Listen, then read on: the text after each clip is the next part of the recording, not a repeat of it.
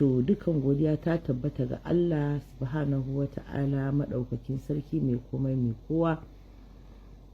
Ina wannan maganan ne sakamakon abubuwan da suke faruwa tsakanin ɗaya daga cikin 'yarmu Khadija mai numfashi.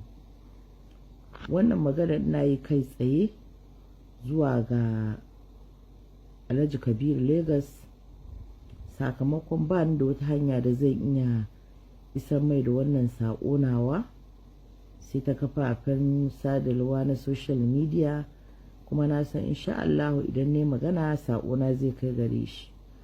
To a matsayina na shugaban mata jarumai, ni ba wani abin da zan iya cewa a cikin wannan magana tunda abin ya riga ya zame da haka, sai dai in ce Kabiru Lagos dan Allah dan annabi, dan Allah dan annabi, dan Allah dan annabi, ina mai neman alfarma a gurinka da wannan maganar tsakaninku da Khadija mai numfashi ta wuce.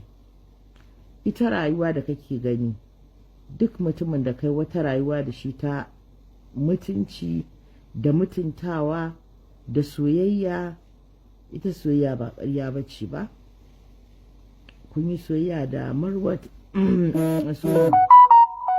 kun yi soyayya da Khadija, har magana aure ta shiga tsakaninku. Allah Ubangiji subhanahu wata'ala bai yi zaka aure ta ba, wasu abubuwa suka shigo. Ni na yi magana da mahaifiyar Khadija mai numfashi ba su ɗaya ba ba su biyu ba akan wannan ishu ɗin naku, na kuma fahimci maganarta. To ni na zaɓi a matsayinka na musulmi, a matsayinka na namiji wanda ba mamaki kana da iyali, kana da 'ya'ya, to da Allah ka yi haƙuri.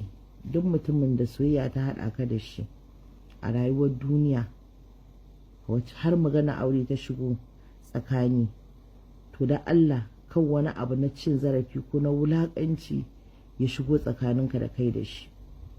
Su Khadija sun yi mistake, ita da Marwar Dallatu. Yau da a ce masu wayo ne, masu dabara ne, masu tunani ne, ba yara ba ne ba, ko da a ce ka auri Khadija mai numfashi ne, ka zo ka nemi Marwat mai Dallatu tun da ƙawaye ne su, idan Marwat ta biye ka ta yadda kai ma'amala da ita, ka neme ta, to wannan abu ne wanda yake abun kunya ma, wanda za a ce za a fito da shi social media a tattauna shi. Ba su yi lissafi ba, ba su yi tunani ba, ba komai kake ɗaukowa ka kawo shi social media ba. Akwai abu da yake personal life ɗinka da za ka bar shi a cikin ranka, kuma kakka ɗauko shi ka kawo shi kan social media. Mutane har yanzu ba su gane menene social media ba. Mu a arewa mu ne muka ɗauki social media gurin da za mu zo mu ci zarafin 'yan uwanmu, mu tona wa 'yan uwanmu asiri, mu ci mutuncin 'yan uwanmu a social media. Ɗan kudu ba haka yake ba. Ɗan kudu ƙoƙari ike wallahi azim ya gaya za a yi rufa wa kansa asiri a wannan kafa ta social media, kuma wannan kafa ta TikTok.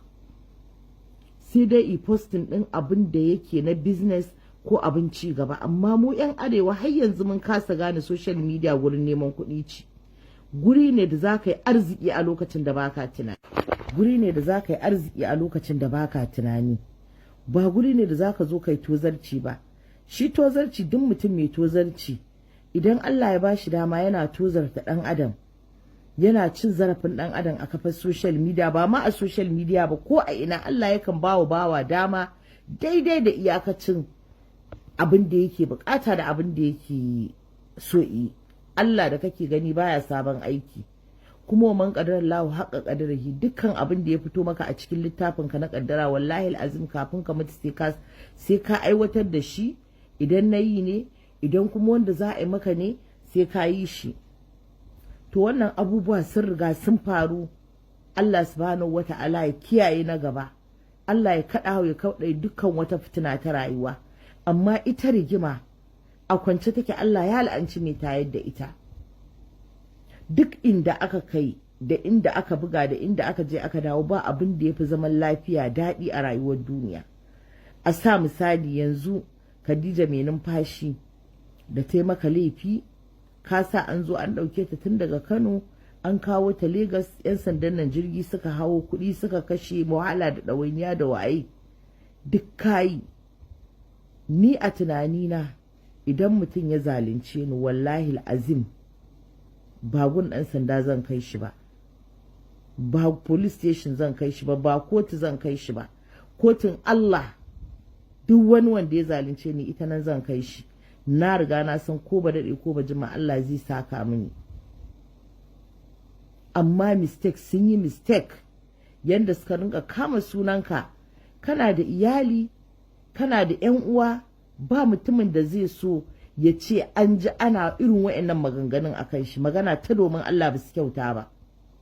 Ni ba zan bi bayan mai numfashi saboda tana 'yar fim na ƙi faɗa gaskiya ba. Mistake dai sun riga sun yi mistake, amma don Allah Kabiru Legas, don Allah don annabi, baka san ni ba, ban san ka ba, ban taɓa ganin ka ba, amma ni tun da 'yar fim ce na san dole za ka riga ka san ni. To don Allah don annabi ina mai neman alfarma a gurinka, wanda ko da a hanya ka ganni wani abin ya same ni a matsayinka na musulmi ɗan uwana kuma na ɗan arewa ɗan uwana, za ka iya tsayawa ka taimaka mini. Haka zalika idan za mu zo mu nemi alfarma a gurinka, za mu iya zuwa mu nemi alfarma a gurinka. Ni ina mai neman alfarma don Allah don annabi Kabiru Legas, wannan abin da ya faru tsakaninku da Khadija don Allah don annabi ka yi haƙuri. Ba a kyauta maka ba, ana ta mentioning ɗin sunanka a social media, wani ma bai san ka ba sai da aka kwakulo hotonka aka gane ka. To ka yi haƙuri ka sa a cikin ranka wannan ƙaddarar ka ce, duk abin da kaga ya samu bawa wallahi azim ƙaddararsa ce, baka isa ka kauce wa ƙaddarar da Allah ya rubuta maka ba. Amma ina mai neman alfarma a matsayina na shugaban mata jarumai wanda ban yi shawara da kowa ba, a ai ƙungiyance an rubuta takarda duk wani abu da za a yi wa Khadija mai numfashi an yi mata shi na gata. To ina ƙara baka haƙuri a matsayina na 'ya mace da na san ciwon 'ya mace, ina baka haƙuri da ka yi haƙuri don Allah don annabi. Na yi ƙoƙarin ma ya za a yi na samu number waya ka ni da kai mai magana 1-in-1 da kai, wallahi Allah bai yi ba. Na tambayi mahaifiyar mai numfashi ba a samu number waya ka ba, an ce tana lambar Khadija. Ta ce min za ta nemo min lambar da safe za ta turo min. Na ga ba zan ma iya bari gari ya waye ban yi bidiyon nan na baka haƙuri ba. Don Allah don annabi Kabiru ka yi haƙuri. An ɓata maka, an yi maka abin da ba ka yi ba, an yi maka abin da bai kamata a yi maka ba. Ina mai neman afuwa a gare ka. Allah ma mana mishi haƙuri laifi ya yafe, kuma inna Allah ma as-sabirin, Allah yana tattare da masu haƙuri. Ka yi haƙuri don Allah don annabi, ka yi haƙuri. Magana kes ɗin nan a janye. Khadija ba abin da ta isa taimaka, kuma bata isa ta bata maka suna ba. Shi fa Allah idan ya ɗaukaka mutum ko ya mishi daraja ko ya mishi wani abu, wani ɗan adam bai isa ya mishi wani abu ba. Ina neman alfarma a gurinka don Allah Kabiru Legas, ka yi haƙuri. Kuma idan ka ji, in ka ga bidiyon nan nawa, don Allah don annabi ka yi min magana. Ina ƙara neman afuwa da alfarma a gare ka. Kai ɗan uwa ne, musulmi ne, ɗan arewa. Ka yi haƙuri don Allah don annabi, don Allah don annabi, don soyayya da manzon Allah sallallahu alaihi wasallam. Ka yi haƙuri a nan, kai ma baka san Allah me zai maka a gaba ba. Wassalamu alaikum wa rahmatullahi ta'ala wa barakatuh. Taku ambassador Rashida Adamu Abdullahi mai sa'a. Har kullum mu duk abin da muka gani in dai da gaskiya a cikinsa ko ba gaskiya a cikinsa za mu fito mu tsage ta. Na gode.